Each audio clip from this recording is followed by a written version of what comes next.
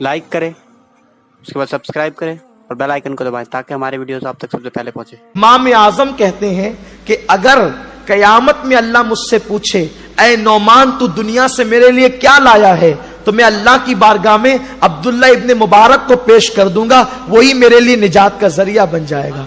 अब्दुल्ला इब्ने मुबारक Baghdad में रहते हैं। ऐलान किया हम इस साल हज को जा रहे हैं। बड़ा काफिला तैयार हुआ, हज को गए। मैदान अरफात में जो है वो वकूफ के बाद थोड़ी देर लेटे, झपकी लग गई। ख्वाब क्या देखा कि फरिश्ते आसमान से उतर रहे हैं। उतरते हुए बातें करते हैं, इस साल कितने लोगों ने हज किया? तो दूसरे फरिश्ते ने कहा 5 लाख लोगों ने हज किया। तो कहा कि कितनों का कबूल हुआ?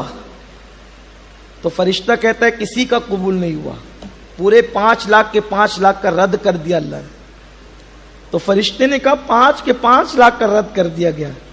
तो फिर किसी फरिश्ते ने कहा फिर हुआ क्या? सबका रद्द हो गया तो हुआ क्या? तो कहा बगदाद में फुला फुला नाम का एक चमार रहता है, मूची। मूची को मैं चमार इसलिए कह रहा हूं ताकि आपके दिमाग में बिल्कुल बात उतर जाए, वरना आप सोचेंगे मूची क्या है। वो चमार किसको कहते हैं? चप्पल सिलने वाले को चमार कहते हैं जी, मूची कहते हैं, या मूची कहते हैं। अच्छा, तो वो मूची, चमार, चप्पल, कौन उसको अच्छा कहता है? लोग उसको जलील समझते हैं। यही असल बात है, किसी को जलील और हकीर मत समझो। पता नहीं तुम किसी को हकीर समझ रहे हो, अल्लाह की बारगाह में उसका मर्तबा क्या है। तो किसी को हकीर मत समझो, कोई हकीर नहीं। मुमकिन है कि जिसको आप हकीर समझ रहे हो, अल्लाह की बारगाह में उसका मर्तबा बहुत बुलंद है। तो वो मोची को लोग हकीर समझते हैं, जूता सिलने वाले।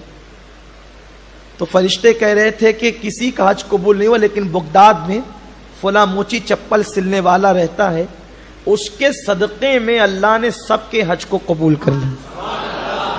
फी नफ्से सबका रद्द किया और उसका कबूल कर लिया उसके सदक़े, और अल्लाह ने उसको 5 लाख हज का सवाब अता फरमाया।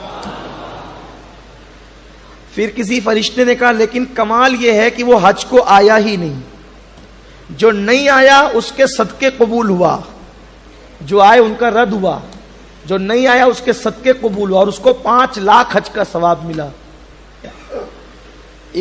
अब्दुल्ला इब्ने मुबारक उठे, जो बकिया अरकान थे अदा किए, दीगर सारे मामलात से गुजरे और